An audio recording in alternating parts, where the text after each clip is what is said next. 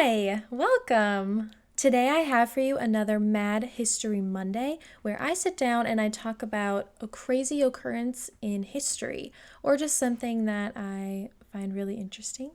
How was your Christmas? I hope it was wonderful and I hope you got to spend time with family and friends. Mine was lovely. Thank you for asking. A little sad that it's already over. But now it's Monday, so let's start this Monday off with kind of a feel-good story. It's a feel-good story, except for like the corresponding war and people dying. It's a really good story. Anyway, so let's get into it. But before I do, let me get into some 1950s attire. I'll see you in like 1 second.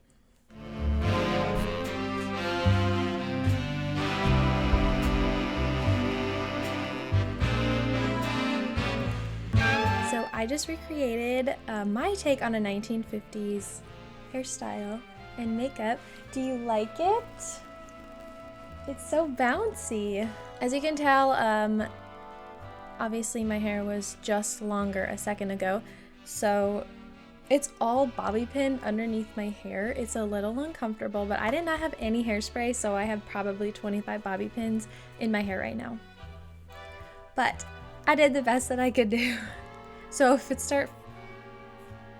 already falling out. When it falls out as I'm talking throughout this video, no judgment, okay? Thank you. Anyway, let's get into today's story. I'm going to start off with a little background of the Korean War just in case somebody doesn't know what the Korean War was. The Korean War started on June 25th, 1950, when the North Korean People's Army crossed the 38th parallel, which was the boundary between the Democratic People's Republic of Korea to the north and the Republic of Korea to the south, north and south. The Democratic People's Republic of Korea was backed by the Soviet Union and China, and the Republic of Korea was backed by the United Nations. There had been a lot of tension and skirmishes even before the war began, and a lot of people had already died. The United States entered the war in July in support of South Korea. They saw it as a fight against international communism itself. At this point, the United States feared communism greatly and considered this fight, this war, a battle between good and evil. President Harry Truman said, quote, "If we let Korea down, the Soviets will keep right on going and swallow up one place after another," end quote. At first, they fought the war kind of in a defensive stance and tried to get the communists out of the South Korea. This did not go well considering North Korea's army was very well trained compared to that of the South Korean army, who were really just frightened at this point. So the strategy now turned into an offensive one, and they really focused on liberating the North from communists. This obviously did not turn out so well either. There was a lot of back and forth fighting, and then over time it kind of just stalled, and really neither side had that much to show for it. American officials really at this point just wanted to find a way to end the war with North Korea. They were basically afraid that if the war didn't end soon, they would eventually go to war with North Korea's allies. The negotiations went on for years, but the war finally ended on July 27th in 1953 in an armistice. The agreement allowed prisoners of war to go where they wanted, stay where they wanted. A new boundary line was drawn near the 38th parallel, and South Korea was also given an extra 1,500 square miles of land. There was also a 2-mile long demilitarized, oh my gosh, I cannot say this word today. Demilitarized. Why does that sound so weird? Anyway, that zone still exists today, and you can actually travel to it through South Korea. I don't really know why you would, but you can if that's something that you're interested in. Around 5 million soldiers died throughout the Korean War, but it is often referred to as the Forgotten War because it really doesn't get that much attention like World War II and the Vietnam War. Okay, now that we have a little bit of background about the Korean War, we're going to get into the story. The American military that was sent over had it really rough. I mean, I think it was the first summer of the fighting, it was one of the hottest and driest summers on record. I read that some men became so thirsty that they were forced to drink water from rice paddies that had previously been fertilized by human waste. So you can just about imagine what kind of intestinal illnesses came from that. And then winter came and the men's lives just got worse. Winter came early in November of 1950, and temperatures would often be below freezing. The battle that we are going to focus on is called the Battle of Chosin Reservoir, and it's said to be one of the most brutal battles of the entire war. A cold front came in that winter from Siberia, and it said that the temperatures ranged from -5 to -25, but that's just an estimate, and it probably got even colder than that. Side note, if you're from Minnesota like me, you can probably understand what that temperature feels like. Like -25 is really the temperature where your car doesn't start and everybody just sits inside and eats 5 bowls of chili while watching a movie, unless you're that crazy Minnesotan that will go out ice fishing in that cold of weather. But they are out there. I'm not one of them. This battle lasted 17 days, and so the men were freezing, but the terrain was also very rough, like ridges, and everything was icy, and it was miserable for them. It really was. When it would get cold like this, everything just went, it affected everything. Frostbite was something that happened so often. I think it was about or over 5,300 men suffered some sort of frostbite. Like, these guys were losing their fingers, whole hands, their toes, and entire feet. But they also had like frostbite of their nose, I'm sure their cheeks too, and their ears. These poor guys. Could you imagine? Side note, I just double checked, and over 5,300 men got frostbite in just the first winter in 1950 alone. Their Jeeps didn't start. Their medical equipment went haywire. The guys would have to put, what's it called? Morphine.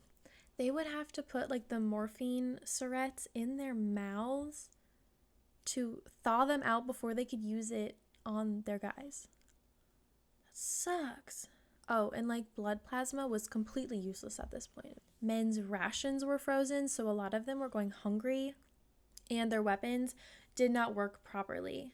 And also, like, you just have to think of like the morale. Like, they were probably just all like down and just So overall, just an awful place to be. In the summer it sucked, and in the winter it also sucked.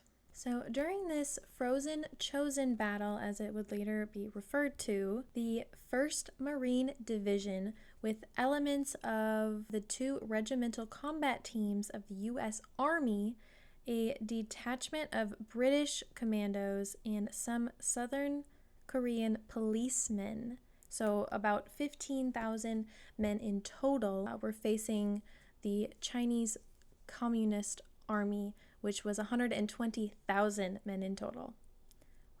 This was a very harsh battle, and it is also considered one of the most important battles of the Korean War. At one point, a war correspondent asked if they were going to retreat, and the commanding general, 1st Marine Division General Oliver Prince Smith, replied in his famous quote, "Retreat? Hell, we're not retreating. We're just advancing in a different direction," end quote. So you had very stubborn and brave men at this battle, and I think it would have turned out a little bit differently if they hadn't been as stubborn as they were. Not very many people can stand living outdoors in freezing temperatures, little food, and frostbite. And as I said before, this battle lasted 17 days. When the Marines ran out of ammunition, they called in for 60mm mortar ammo to be delivered, and this ammo had the code name Tootsie Roll.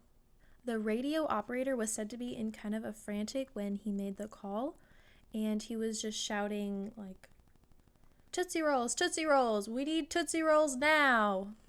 Something like that, along the lines of that. So the radio operator on the other end there's like this whole like miscommunication. It's very bizarre. Some say that he just didn't have like the sheet that said what the code for like what Tootsie Roll meant.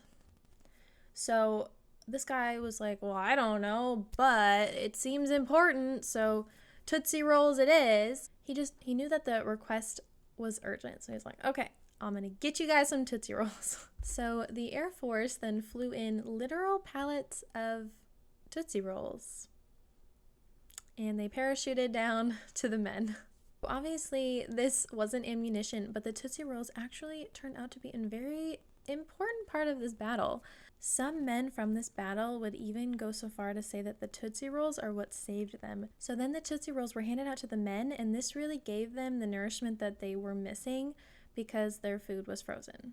And Tootsie Rolls will melt easily in your mouth. I don't know about easily. They get soft in your mouth and then you can eat them. One veteran named Clifford W. Meyer stated, quote, "The sugar gave us energy and the candy satisfied our hunger."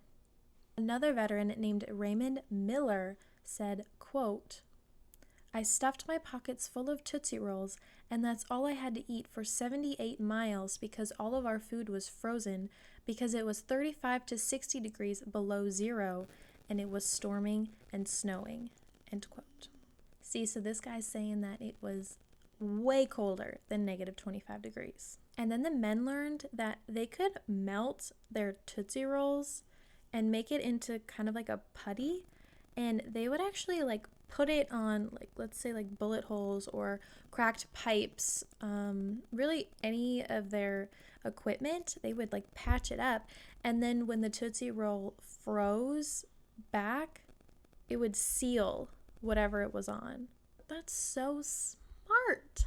Side note, one of the veterans that I mentioned before, Clifford Meyer, he had stated that they didn't like know, okay, so when the Tootsie Rolls came flying down, they didn't open them right away. At least that's what he said. He said that when they were like looking for other ammunition in boxes, they just like opened up one of the boxes later on and they were like, oh my gosh, it's just full of Tootsie Rolls. Wild. So yeah, I don't know, maybe like some men got it from like, they just like open it up, and I don't know how it works. Okay, I wasn't there, I don't know, but that's just what he said. Either way, what an awesome surprise. Wow.